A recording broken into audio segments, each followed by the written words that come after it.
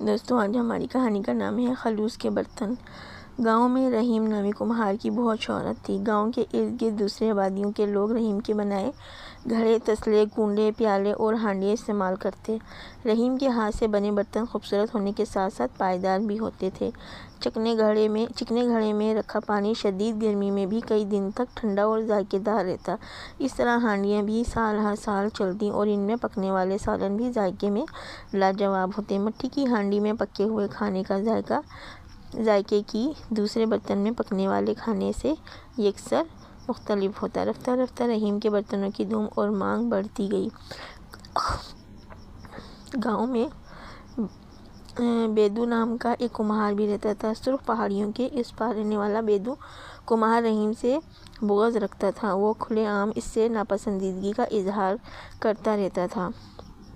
اس کے ہاتھ کے بنے ہوئے برتن دیدہ زیب تو ہوتے مگر انتہائی ناپائیدار، جن کے کنارے جلدی جھڑ جاتے تھے۔ لوگ اس سے شوق سے برتن خریدتے مگر کچھ دنوں میں ہی کرچیوں میں بٹ جاتے۔ اس بنا پر آہستہ آہستہ گاہک کم ہونے لگے اور بیدو کا کام ٹھپ ہوتا گیا۔ غصے میں بھرا وہ بیچ و تاب کھاتا رہتا کہ لوگ برتن احتیاط سے سنبھال نہیں پاتے تو بھلا اس میں میرا کیا قصور، میں تو محنت کرتا ہوں اور میرا کوئی قدر دان ہی نہیں، جبکہ رحیم کے تو سب گرویدہ ہیں۔ گاؤں والے بیدو کے غصے اور بد زبانی کی وجہ سے بھی اس سے تعلق کم رکھتے تھے۔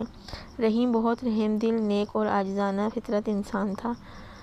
وہ برتن بنانے کے لیے اونچی پہاڑی کے قریب میدان سے سرخ اور پیلے رنگ کی چکنی مٹی کے بورے بھر بھر کر لاتا۔ گھر آ کر مٹی کو خوب اچھی طرح چھان کر پہلے کنکر وغیرہ الگ کرتا۔ اس کے بعد مٹی کو تب تک چھلنی سے گزارتا جب تک صاف ستھری ملائم مٹی کا ڈھیر جمع نہ ہوتا۔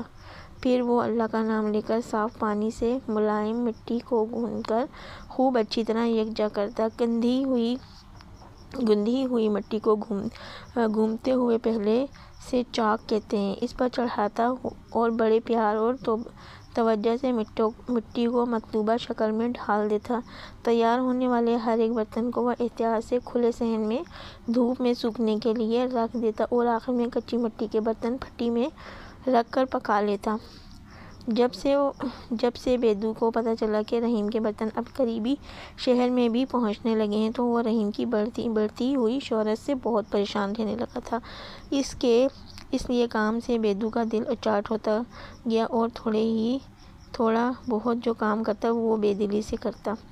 میں بھی تو وہیں سے مٹی لے کر آتا ہوں جہاں سے رحیم لے کر آتا ہے، خوب گوندھ کر اسی طرح گھومتے پہیے پر رکھ کر مٹی کے برتنوں کی شکل دیتا ہوں، خوبصورت نقش و نگار بناتا ہوں، مگر میرے بنائے برتنوں میں وہ بات کیوں نہیں جو رحیم کے بنائے برتنوں میں ہے۔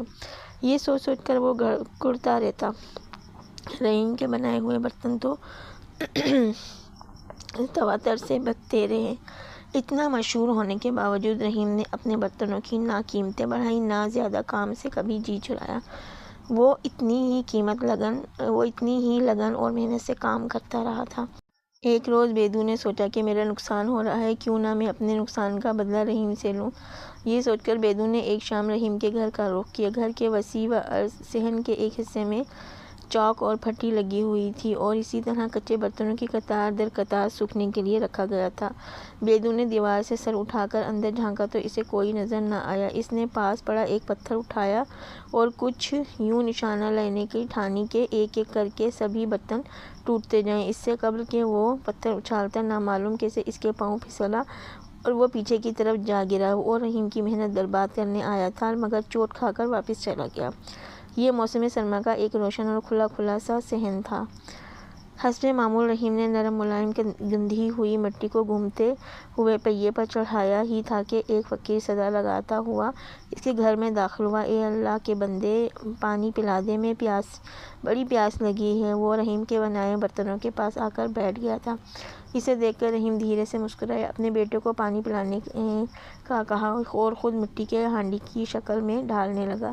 اس کی آنکھوں کی نرمی تھی اور جس پیار سے وہ برتن بنا رہا تھا اس نے فقیر کو چونکنے پر مجبور کر دیا۔ پیالے سے پانی پی کر فقیر کا دل خوش ہو گیا۔ کیسا میٹھا پانی تھا اور کتنا ہلکا پھلکا سا پیالہ تھا۔ یہ تم نے بنایا ہے نا؟ اس نے پٹختے کی انداز میں مٹی کا پیالے زمین پر رکھا اور پھر سلامت رہا۔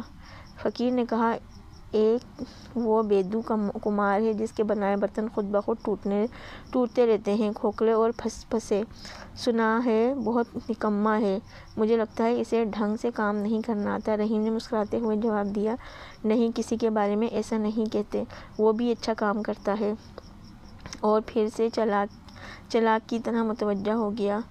یہ دیکھ کر فقیر بہت حیران ہوا کہ اس نے بیدو کی برائی سن کر بھی برائی نہیں کی تھی، حالانکہ رحیم جانتا تھا کہ بیدو اس سے حسد کرتا ہے اور اسے خوب برا بھلا کہتا رہتا ہے۔ ضرور تمہارے پاس کوئی جادوئی منتر ہے، اسی وجہ سے تمہارے برتن نہ جلدی ٹوٹتے ہیں نہ ان کی تاثیر خراب ہوتی ہے۔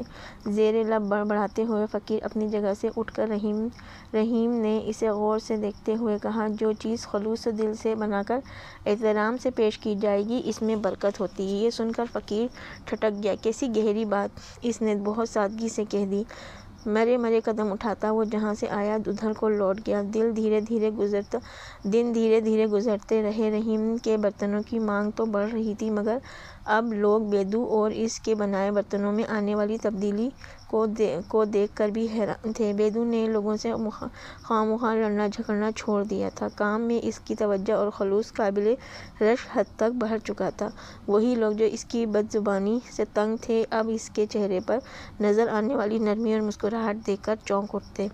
لوگوں کے دل بیدو کی طرف سے صاف ہوتے گئے اور دھیرے دھیرے اس نے ہاتھ کے بنے خوبصورت نقش و نگار سے سجے برتن خریدنے لگے۔ یہ بڑی حیرانی کی بات تھی کہ اب اس کے برتنوں کی عمر بڑھ گئی تھی، لوگوں کی شکایات دور ہو چکی تھی۔ بیدو زندگی کا ایک اہم راز جان گیا تھا، مگر یہ کوئی نہیں جانتا تھا کہ اس روز رحیم کے گھر میں فقیر کے روپ میں آنے والا دراصل بیدو ہی تھا۔